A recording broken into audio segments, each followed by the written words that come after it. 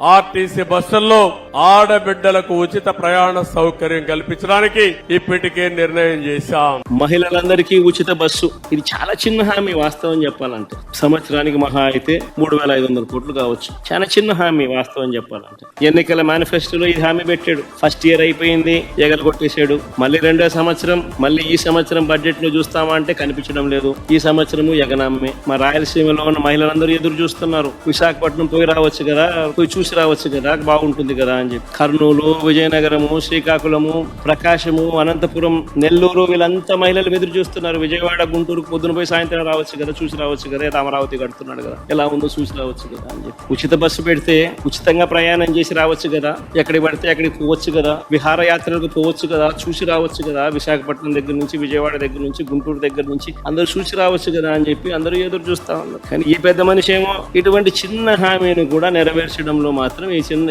చంద్రబాబు నాయుడు అనే వ్యక్తి తన నైజాన్ని చూపిస్తా ఉన్నాడు. 7 సంవత్సరం 3,500 కోట్లు ఇదే మహిళలకు బకాయిలు ఎగరగొట్టాడు, ఎగనామం పెట్టాడు. మళ్ళీ ఈ సంవత్సరం మరో 3,500 కోట్లు అంటే మహిళలకు ఫ్రీ బస్సు రూపేణా మరో 7,000 కోట్ల రూపాయలు చంద్రబాబు నాయుడు బాకీ పడ్డాడు, ఎగరగొట్టాడు.